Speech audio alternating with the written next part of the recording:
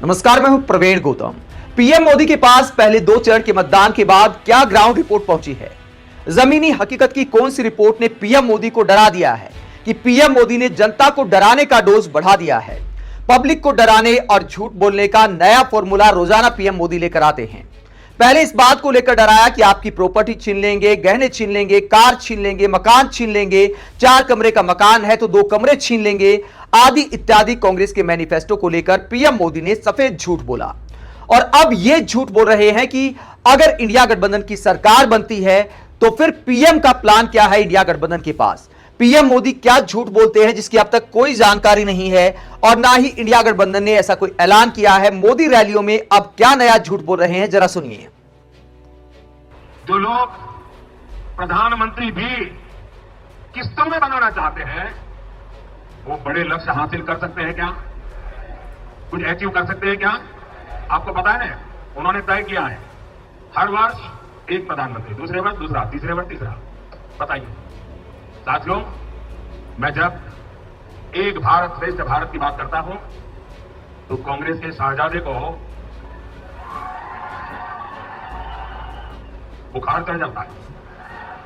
कहते हैं कि मोदी एक भारत की बात क्यों करता है? भारत को खंड खंड में देखने वाले लोग प्रधानमंत्री पद को भी खंड खंड में बांटना चाहते हैं। 5 साल में 5 पीएम का इनका प्लान, यानी बारी बारी देश को लूटने की योजना। मैं जरा लाखों के भाई बहनों से पूछना चाहता हूं, क्या ऐसे लोगों को रत्ती भर भी मौका दे सकते हैं क्या? तो पीएम मोदी दावा करते हैं कि अगर इंडिया गठबंधन की सरकार बनती है तो 5 साल में 5 पीएम बनाए जाएंगे। पीएम मोदी छाती ठोककर ऐसा दावा करते हैं तो हंसी आती है कि देश के प्रधानमंत्री इतने कॉन्फिडेंस के साथ कैसे झूठ बोल लेते हैं। इंडिया गठबंधन ने अब तक इस बात का कोई ऐलान नहीं किया है। पीएम पद का कोई फॉर्मूला नहीं निकाला गया है। यह कहा गया है कि चुनाव के बाद देखा जाएगा कि पीएम किसे बनाना है। पहले बहुमत जुटाना है, उसके बाद चेहरा तय किया जाएगा। यह इंडिया गठबंधन का ऐलान है, लेकिन पीएम मोदी देश की जनता को डरा रहे हैं। जब आपने काम किया है तो झूठ बोलकर देश की जनता को डराने की जरूरत क्या है?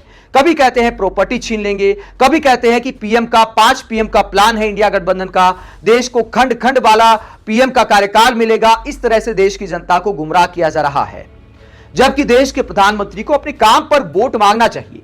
इतने कॉन्फिडेंस के साथ मनगढ़ंत कहानियां बनाकर रैली में भाषण नहीं देना चाहिए। तो क्या पीएम मोदी के पास कोई ऐसी ग्राउंड रिपोर्ट पहुंच गई है कि अब थोड़ा झूठ का डोज बढ़ाना पड़ेगा? वरना ग्राउंड पर 400 पार तो छोड़िए, पिछली जितनी सीटें हैं बीजेपी की वो आना भी मुश्किल दिखाई दे रहा है, क्योंकि कई राज्यों में जमीनी हालात ये हैं कि बीजेपी की जितनी सीटें हैं उससे कम होती दिखाई दे रही हैं। उदाहरण के तौर पर आप दिल्ली, हरियाणा आदि राज्यों के जमीनी हालात देख सकते हैं, जहां बीजेपी की पूरी सीटें हैं, लेकिन सीटें घटने के आसार ज्यादा हैं। राजस्थान में भी कई सीटों पर हालात खराब हैं। तो यहां पर यह वो राज्य है जहां बीजेपी ने तकरीबन सारी सीटें हासिल की थी, लेकिन सीटें घटेंगी तो आखिरकार बढ़ेंगी कहां से? और ऐसे में 400 पार का नारा तो पूरी तरह मजाक दिखाई देता है।